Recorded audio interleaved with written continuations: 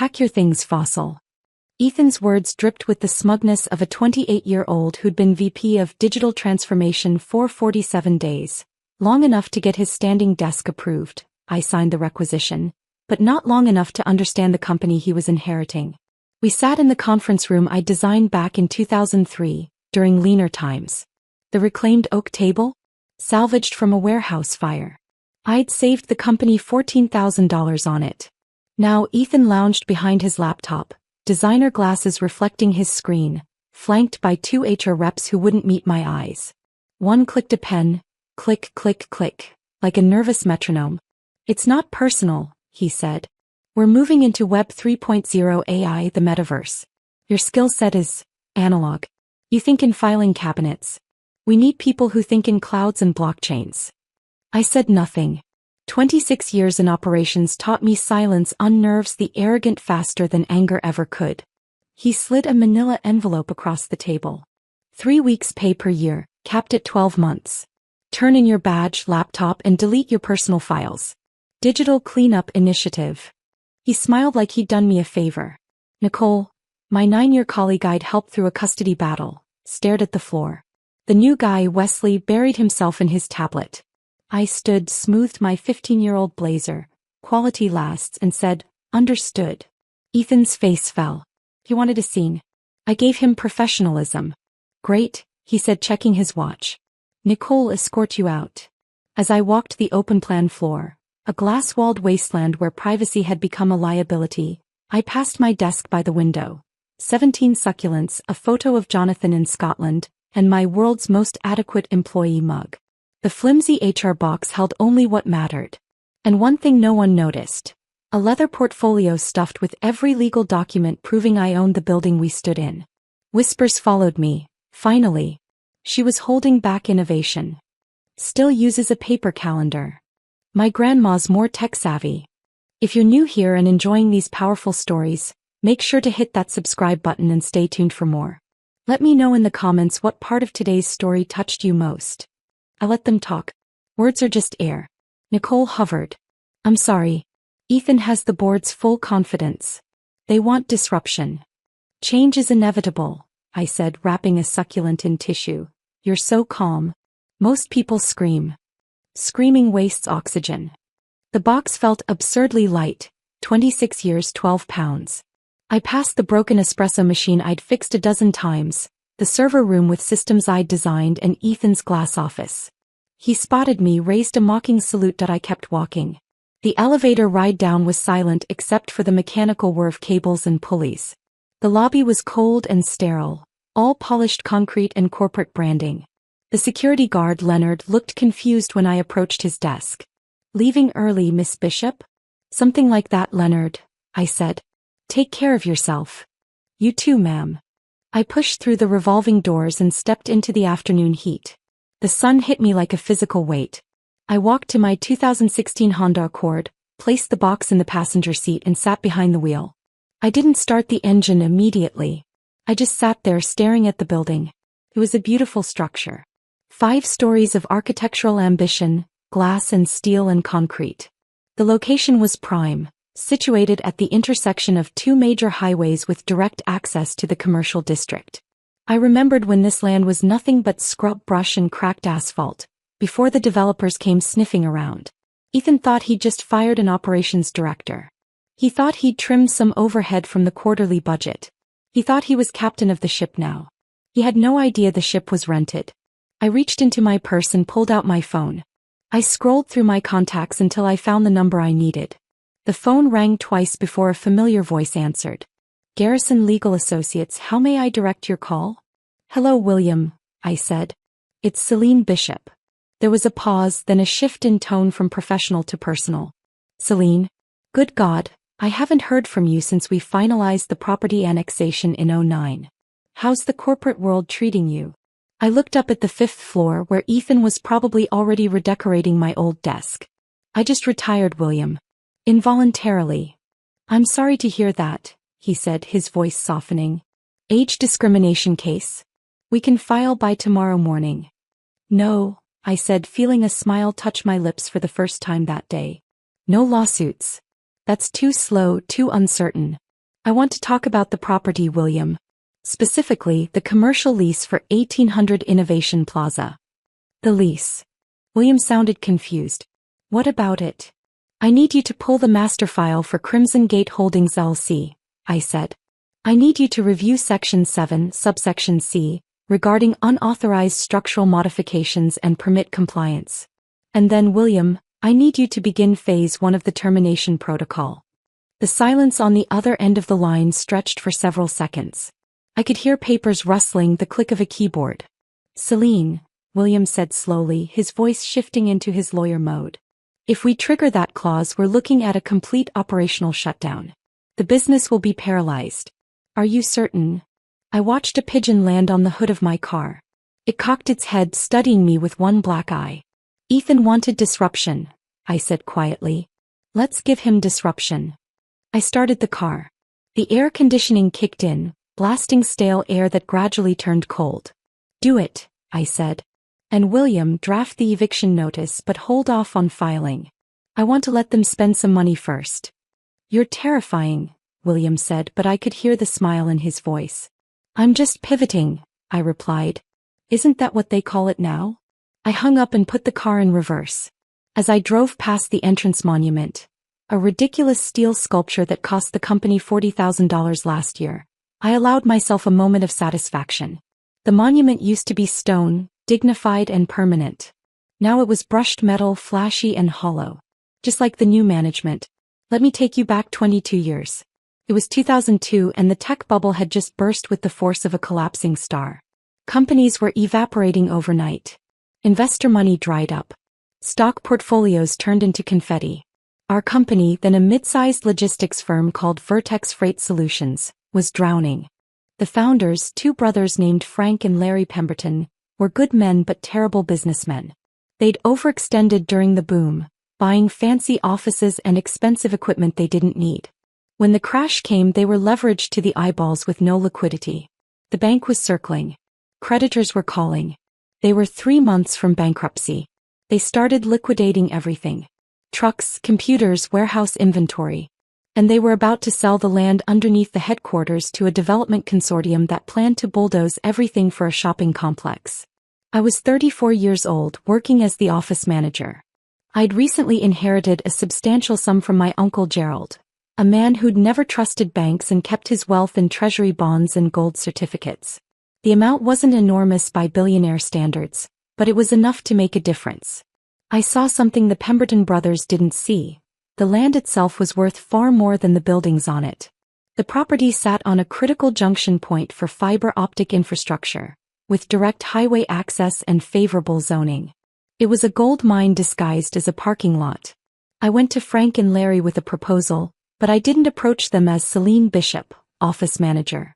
I went through William, hiding behind a limited liability company I incorporated under the name Crimson Gate Holdings.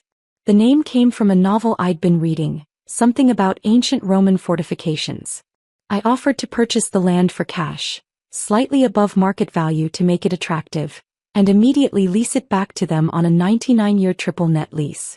The terms were generous enough to save the company but structured to protect my investment.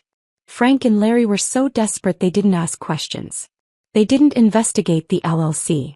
They didn't care who was behind it. They just saw the lifeline and grabbed it with both hands.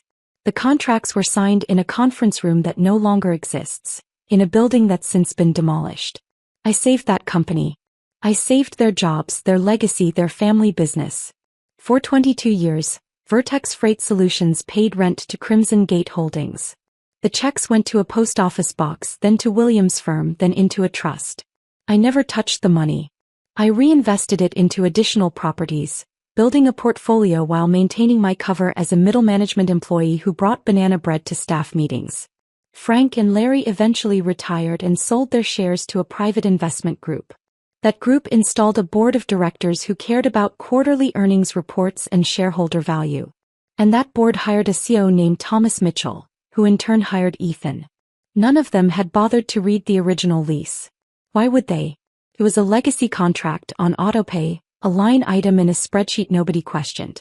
The rent was reasonable. The terms were standard. They never noticed the clauses buried in Section 7. I pulled into my driveway. My house was modest, a ranch-style home in a quiet neighborhood with mature trees and well-maintained lawns. I didn't live like a secret real estate mogul. I lived like a woman who valued simplicity over status. I carried the box inside and set it on the kitchen counter. The house was quiet. Too quiet. I made myself a cup of Earl Grey tea, the good loose-leaf kind from the shop downtown. While the water heated, I checked my phone. A text from Nicole. "He's already moving your desk. I'm sorry, Celine. This isn't right." I didn't respond. Engaging would only complicate things. Another text from an unknown number. "Heard what happened.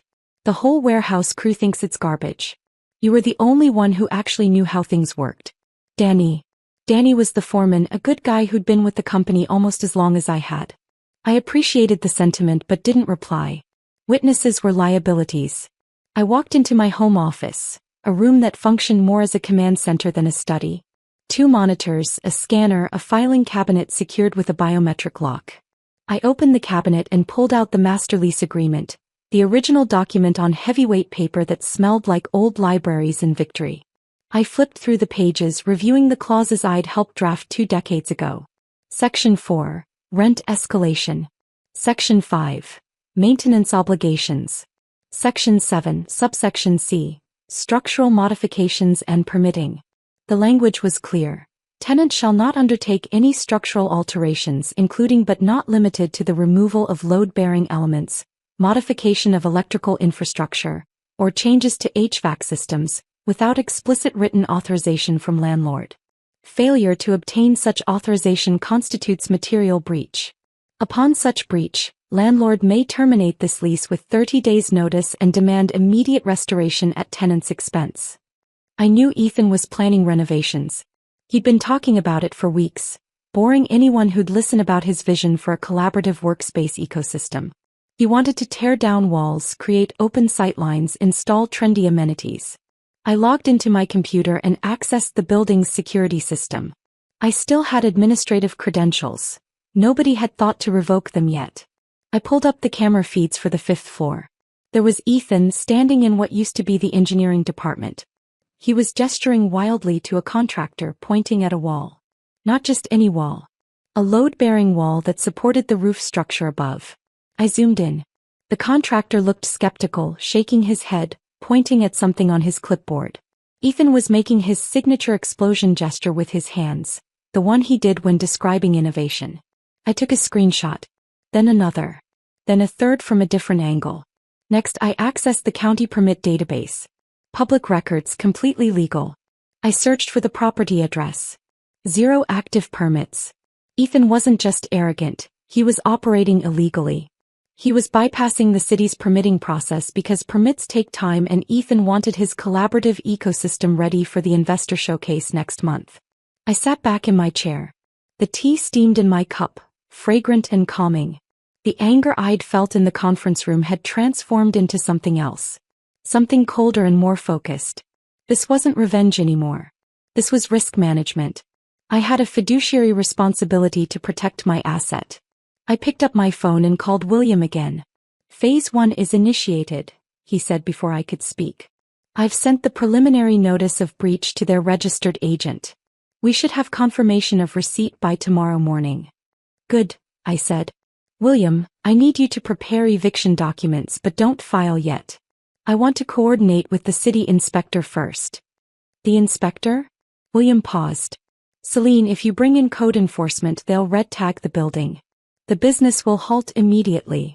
They should have thought of that before terminating the person who managed all their permit applications," I said. "Fair point," William conceded. "When do you want the inspection?" I looked at my calendar.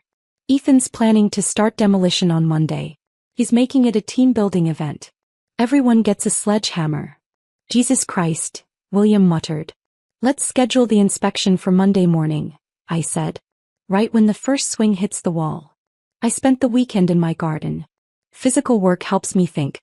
I pruned my roses, fertilized the azaleas, weeded the vegetable beds. My neighbors probably thought I was having a breakdown the way I attacked those weeds. But every weed I pulled was a piece of clarity. Saturday evening I received an email. The sender was anonymous, but the content was explicit. A leaked internal memo from Ethan to the executive team. Regarding the Bishop termination, clean break, no drama. Subject was compliant and professional. No anticipated blowback. Legacy HR burden resolved. Recommend immediate reallocation of salary budget to digital marketing initiatives. Legacy HR burden. That's what I'd become. A line item to be optimized away. I forwarded the email to William without comment. Sunday morning I did something I hadn't done in years. I went to church. Not because I'm particularly religious but because the old stone building had good acoustics and I needed to think. I sat in a pew near the back, letting the organ music wash over me. A lesson about patience. About justice coming to those who wait. When I left I felt centered. Ready. Monday morning arrived with overcast skies and humidity thick enough to swim through. Perfect weather for what was coming. I didn't go to the office. Instead I drove to the county administration building, a squat concrete structure that smelled like floor polish and bureaucracy. I arrived at 7:45 a.m. 15 minutes before the doors opened. At 8 a.m. sharp I walked inside.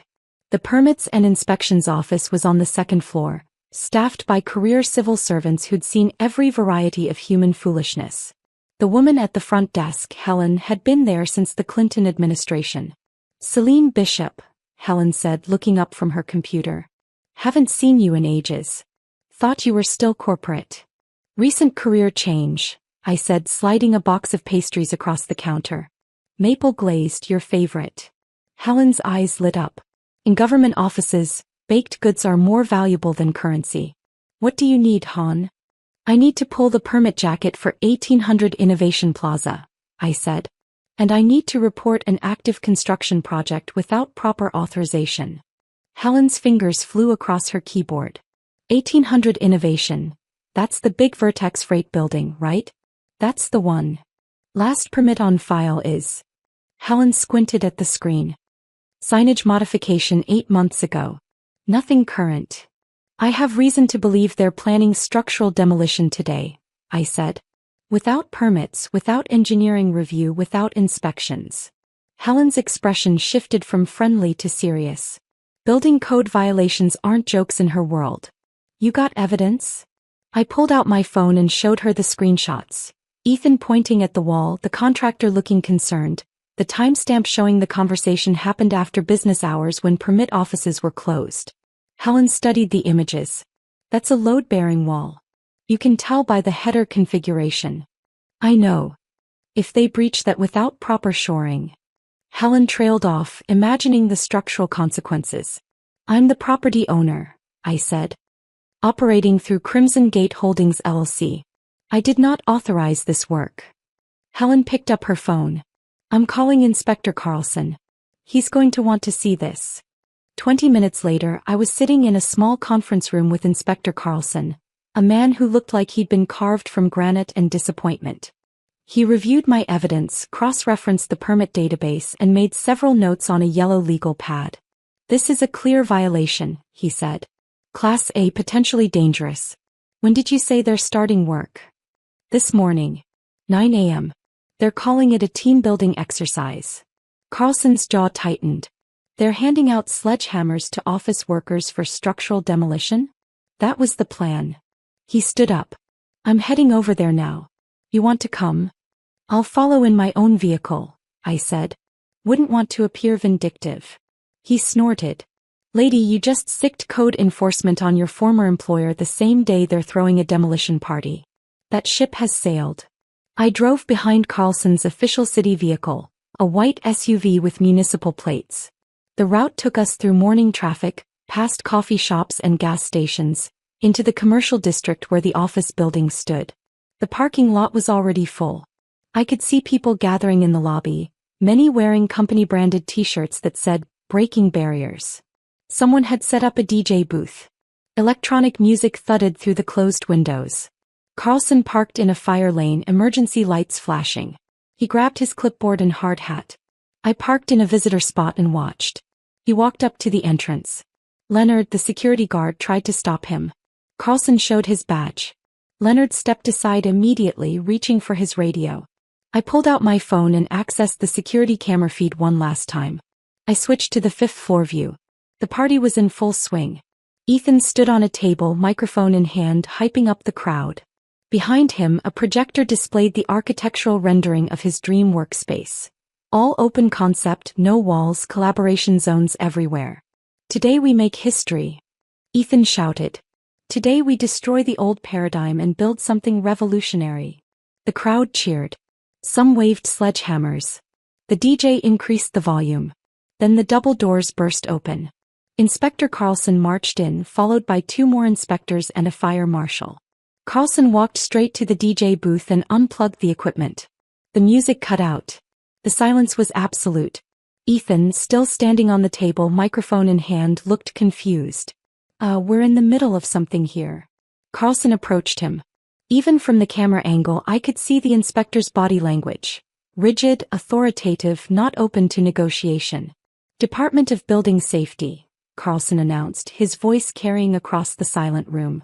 "Who authorized structural work on this property?" Ethan hopped down from the table. "I did. I'm the Senior Vice President of Digital Transformation. This is a planned renovation." "You got permits?" "We don't need permits for interior work." "You do when it's structural." Carlson pointed at the wall Ethan had been targeting. "That's a load-bearing wall. You remove that without engineering, without permits, this entire section could collapse." "It's fine," Ethan said, waving dismissively. "We have a contractor." "Where's the contractor?" Ethan looked around. The contractor wasn't there. Smart man had probably smelled trouble and left. "And more importantly," Carlson continued, "where's the property owner's authorization?" "We own the building," Ethan said. "No," Carlson said. "You lease the building. From Crimson Gate Holdings." And Crimson Gate Holdings filed a complaint this morning about unauthorized construction. I watched Ethan's face on the screen. Confusion, then irritation, then the dawning realization that something was wrong. "This is ridiculous," he said. "We pay rent. We can renovate. Not structural elements. Not without landlord approval and city permits." Carlson pulled out a red placard. "I'm issuing a stop work order. This facility is now under inspection pending permit compliance and structural review." "You can't do that," Ethan protested.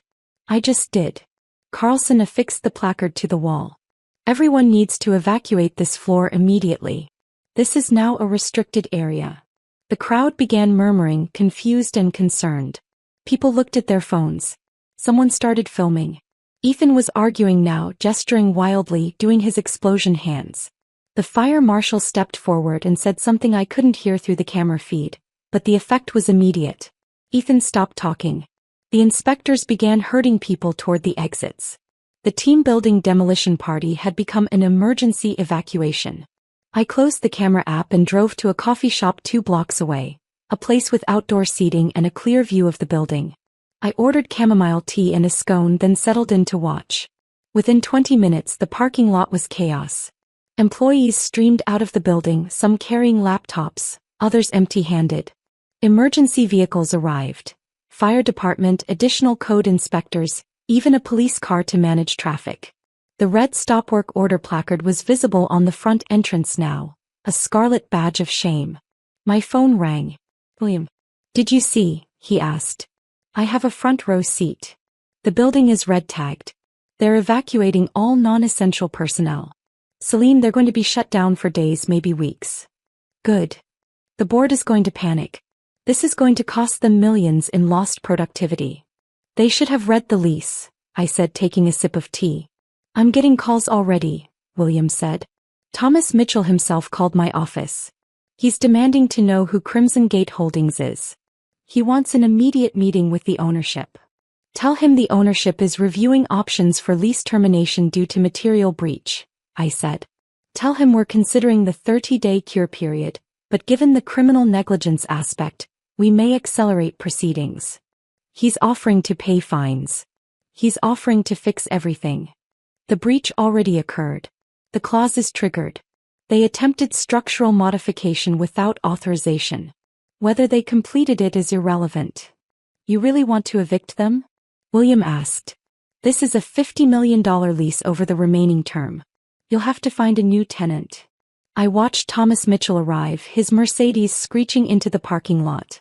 He jumped out, still in his golf clothes, and ran toward the building. An inspector stopped him at the door.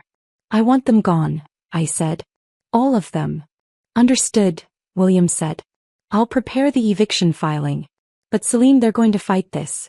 They'll claim bad faith, claim you're retaliating for the termination." "They're not wrong," I said. "But retaliation isn't a defense for breaching a commercial lease. They violated Section 7C. The remedy is explicit." "You're enjoying this," William said. "I'm protecting my asset," I corrected. "There's a difference." Over the next 48 hours, I watched the corporate equivalent of a building on fire. The story hit the local business news first, then regional media, then national outlets. Tech company faces shut down after permit violations. Demolition party goes wrong. Building red tagged. Vertex Freight in crisis after code enforcement action. The stock price dropped 11% in 2 days. Analysts downgraded their recommendations. Social media was brutal. Someone leaked video of Ethan's demolition speech, the part where he said, "We don't need permits for interior work." It went viral, shared across LinkedIn and Twitter as an example of corporate incompetence. The comments were savage. Inside the company, panic spread like wildfire. Employees were working from coffee shops and home offices, trying to maintain operations without access to the main servers. The IT infrastructure was offline. The backup systems were insufficient. Ethan became the scapegoat. By Wednesday morning, he was fired. Thomas Mitchell released a statement. "This situation resulted from poor judgment by a member of our leadership team. That individual is no longer with the company. We are working with city officials to resolve all permit issues and resume normal operations as quickly as possible." Too little too late. Thursday morning, William filed the eviction notice. It wasn't sealed. It was public record.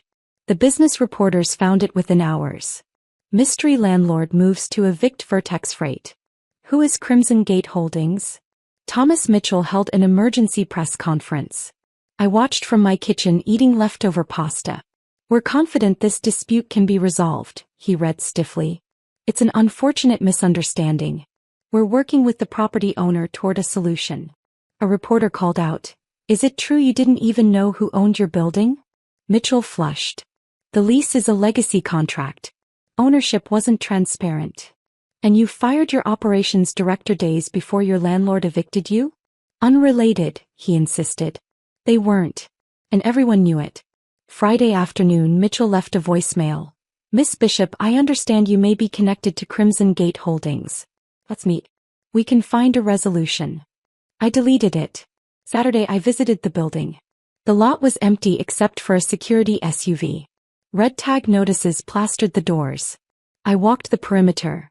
The foundation solid, roof new, structure sound. This building could last 50 more years. Just not under their management. Sunday night, I called Mitchell back. He pleaded, "We're bleeding money. Investors are pulling out. Without that building, we collapse." "I understand," I said. "We'll pay penalties. Fix everything. Just withdraw the eviction." I let the silence hang. "Do you know who I am?" "Celine Bishop.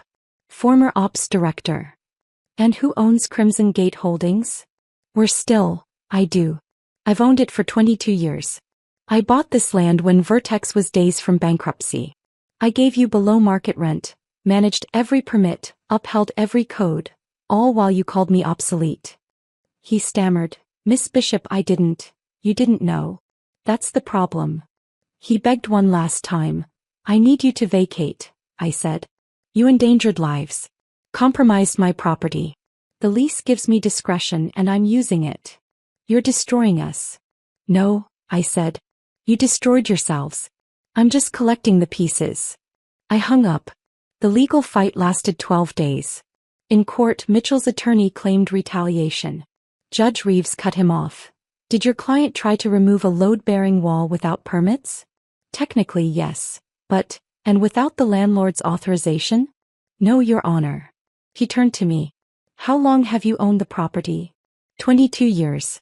0 prior violations. I handed her 15 years of emails warning about compliance. She glared at the attorney. "You fired the one person who understood the building, and immediately tried to demolish it." She denied their motion. Eviction stands. 30 days to vacate. The appeal failed. The countdown began. By day 12, Nicole called, furious. People are losing jobs because of this. Is this really just revenge? I wanted accountability, I said. Feels the same from here. She hung up. I questioned myself, until I remembered Ethan's sledgehammer party, his contempt, the sheer recklessness. Oh, I'd done the right thing. Then on day 15 an email arrived. Miss Bishop, I'm Carlos, an engineer. We warned Ethan his plan was dangerous. He ignored us, called us resistant to change. When code enforcement shut it down, it proved us right. You likely saved lives. Thank you. I read it 3 times. Then I forwarded it to William. See. I wrote. Not just revenge. Never said it was, he replied. Doesn't mean it doesn't feel good though. He wasn't wrong. You didn't know, I interrupted. That's the problem. You didn't know who owned your building. You didn't know the value of experience. You didn't know that the woman who organized the office potlucks also held the deed to your $50 million headquarters. If this is about your termination, we can discuss reinstatement. We can. It's not about reinstatement, I said. It's about stewardship. You put a 28-year-old in charge of structural decisions. He tried to remove load-bearing walls with sledgehammers as a team-building exercise. He endangered lives. He compromised my property. The building I saved that I've protected for 2 decades. We'll fire whoever you want. We'll restructure. Just tell us what you need. I need you to vacate the premises, I said. You have 30 days as specified in the breach clause. All systems will be shut down. All access will be terminated. The lease is void.